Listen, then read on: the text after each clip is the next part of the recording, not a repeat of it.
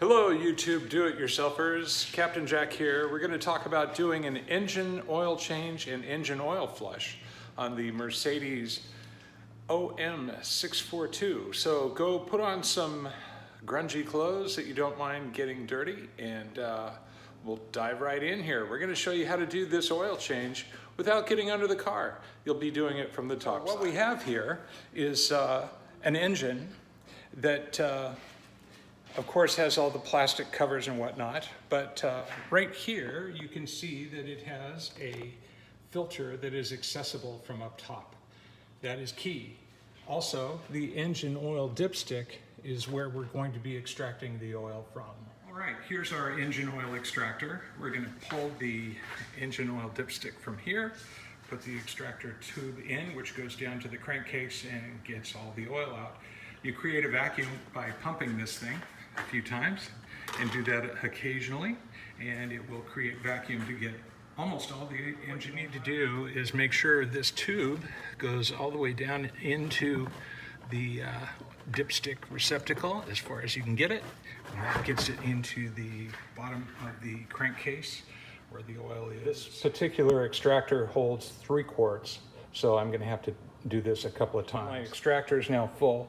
There's a little relief valve. I can release the pressure, and then I'll remove the hose from the extractor and I'll hang it up there so I don't get oil all over everything. It's helpful for these oil changes is an oil filter wrench, and this filter is supposed to be hand tightened when you put it back on. There's a natural stopping point. You don't have to make it any tighter, but with temperature and whatnot, these things expand, and this little wrench that you can get usually for $3, $4, or $5 at an auto parts place is quite helpful. Now, the engine oil, when you get your 8.5 quarts out of it, of course, please recycle it. And I wonder where synthetic oil comes from. So the next question might be, why do I need to do this? Well, if you don't know the engine history and maintenance records of your car, you may want to check and make sure that your Mercedes diesel engine is not sludged up. The first place you may look is in here. The engine oil filter, if there is sludge in it, it'll be pretty obvious, and you'll see it in the oil filter receptacle. This one is pretty clean. Otherwise, you might see some sludge build up, and then you may have to repeat this process a time or two to get the sludge out of the motor and have it running freely. The OM462 has been put in a lot of different applications, a lot of different vehicles, including Sprinters and Jeeps and of course all the Mercedes products.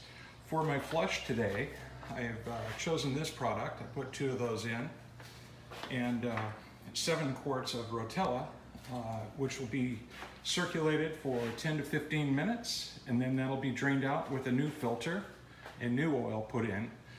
It's recommended that these vehicles should have their oil changed twice a year. If you drive 12,000 miles, that'd be 6,000 miles between oil changes, or 5,000 if you prefer. But they thrive on clean oil, and that keeps the sludge out of the engine. Our 10-minute flush is complete.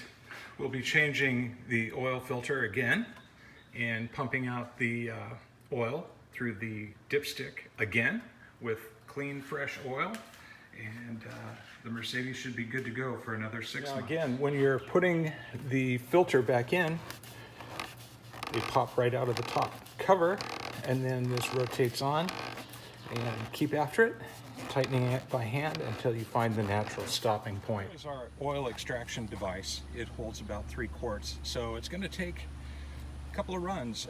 You have to fill it up 2 3/4 times to get all the oil out of the engine, which is 8 quarts, and I got most of that today. This thing holds 10. You can see it's fairly full. Looks like I got my 8 quarts out of it. So back to the last thing before we go.